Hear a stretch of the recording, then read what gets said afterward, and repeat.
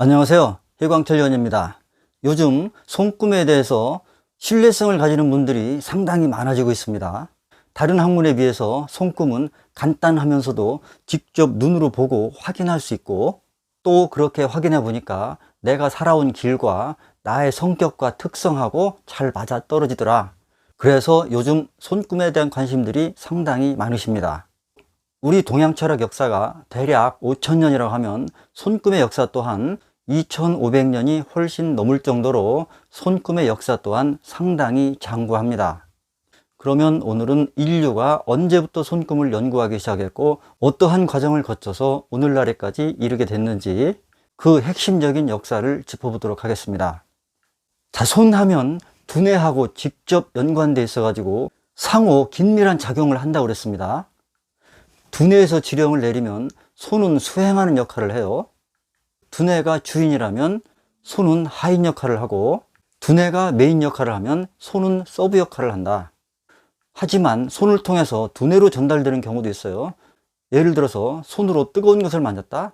그러면 순간적으로 뜨거 하죠. 그러면 그것이 두뇌로 전달돼서 뜨거움을 느낀다. 그러니까 두뇌와 손은 항상 서로 긴밀하게 소통을 한다. 우리 인류가 다른 동물들에 비해서 급속도로 진화하게 된 것은 손이 결정적인 역할을 하게 됐죠. 인류가 손을 연구하기 시작한 것은 인도에서부터 시작됐다고 합니다. 인도에서 출발해서 이집트를 거쳐서 유럽으로 건너갔어요. 그래서 수상학은 동양에서보다 유럽에서 많이 발달이 됐습니다. 손금을 연구하게 된 계기는 사람들마다 똑같은 손금이 하나도 없더라, 전부 다 다르더라, 이러한 호기심에서 출발을 했습니다. 사람의 얼굴도 똑같은 얼굴 하나도 없죠. 전부 다 타고난 개성이 다 다릅니다.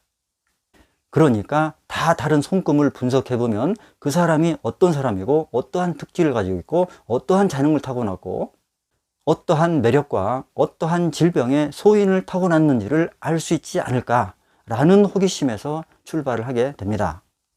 이렇게 사람마다 타고난 손금이 다 다르다는 것을 성경에도 표기가 되어 있습니다.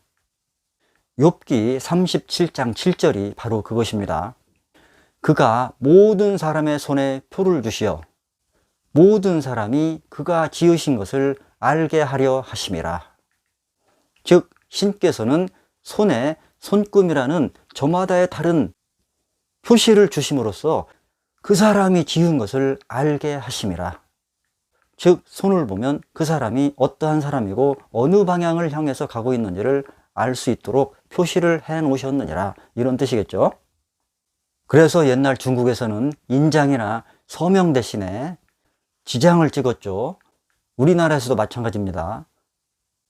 지장, 지문, 사람마다 다 틀려요. 그래서 요즘에는 그것을 범죄를 연구하는 수단으로 활용을 하기도 합니다. 손금에 대해서 가장 오래된 역사적 기록은 우리가 잘 아는 그 유명한 아리스토텔레스가 알렉산더 대왕의 명을 받아서 수상학을 연구하고 수상학에 대한 책을 쓰게 됩니다. 그만큼 알렉산더 대왕도 손금에 지대한 관심을 가지고 있었다. 그것을 천재학자인 아리스토텔레스한테 연구하도록 시킨 거죠. 그러다가 중세기에 들어와서 손금에 대해서 너무 사람들이 신봉하고 소위 말하는 팔자 타령을 하다 보니까 손금을 잘 타고난 사람은 일을 안 하고 손금이 안 좋다고 생각하는 사람은 역시 또 운명 타령하고 일을 안 하게 되는 나태한 습성이 사회에 만연하게 되었다. 그렇게 너무 운명론에 빠지다 보니까 정책적으로 손금을 못 보게 막습니다. 중세기 하면은 우리나라 역사로 말하면 고려시대 정도 됩니다. 그때는 손금을 영적으로 신비한 추앙의 대상으로 여기기도 하고 미신 취급해서 급격하게 추락시키기도 하고 한마디로 부침이 심했던 시대였습니다. 그런데 사람들의 호기심은 그렇게 쉽게 잦아들던가요? 19세기에 들어와서 프랑스의 아돌프 데스바론이라는 사람이 처음으로 손금을 과학적으로 접근하기 시작합니다. 그리고 뒤이어서 역시 프랑스의 다르팡틴이라는 사람이 흥미로운 사실을 발견해냅니다. 유럽 사람들은 파티를 많이 주최하죠. 그런데 남편들이 주최한 파티에 오는 사람들하고 부인이 주최한 파티에 오는 사람들하고 손을 비교해 봤더니 남편들이 주최한 파티에 오는 사람들은 대부분 손이 투박하고 거칠고 손가락이 짧고 뭉툭한 사람들이 주로 오는 반면에 부인이 주최한 파티에 오는 사람들을 보니까 손바닥이 날렵하고 손가락이 길쭉하고 섬세한 손을 가진 사람들이 주로 오더라. 참으로 관찰력이 대단한 사람이죠. 우리는 이러한 사람들이 있었길래 손금을 쉽게 공부할 수 있게 된 겁니다. 그래서 그 사람이 The Science of the Hand라는 유명한 책을 남기게 됩니다. 그러다가 1900년에 미국의 윌리엄 벤함이라는 사람이 손금을 그야말로 과학적이고 해부학적으로 연구를 합니다. 실제로 해부학 의사하고 같이 연구를 해요. 이렇게 과학과 의학을 동원해서 연구하다 보니까 실제로 두뇌는 손과 밀접한 연관을 가지고 있더라. 그래서 그 양반이 처음으로 손금을 과학적으로 읽는 방법, The Science of Handreading이라는 유명한 역작을 남기게 됩니다. 그래서 그때부터 심리학자들이 손금에 대해서 지대한 관심을 갖기 시작합니다.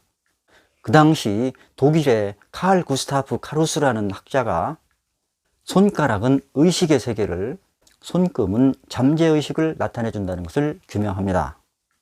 그리고 2차 대전 후 런던 대학교 부속 케네디 갈튼 센터에서 사람마다 어떠한 유전적 질병 소인을 가지고 있는지 손금을 연구하기 시작합니다. 즉, 손을 보면 이 사람이 어떠한 질병을 유전적으로 부여받고 태어났구나, 어떠한 질병의 소인이 잠재되어 있는지 질병론적인 입장에서 연구를 합니다. 그리고 이때부터 드디어 과학자들이 손금을 인정하기 시작합니다. 그러면은 손을 살펴볼 때는 먼저 손 전체를 보아라.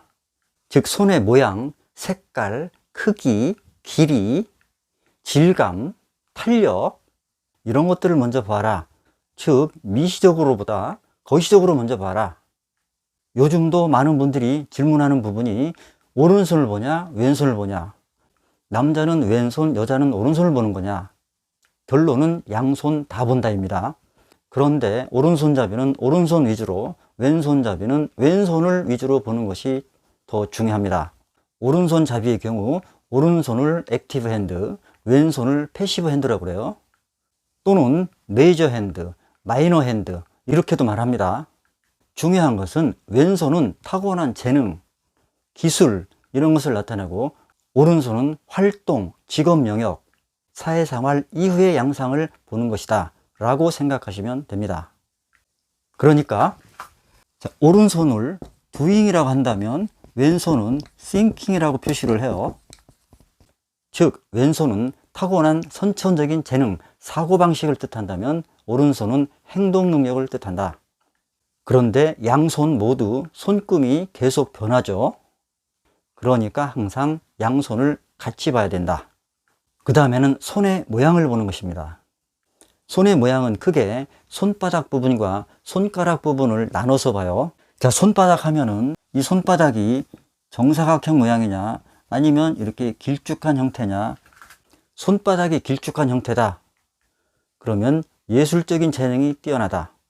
창의력, 창조성, 이상적, 그리고 공상을 많이 해요.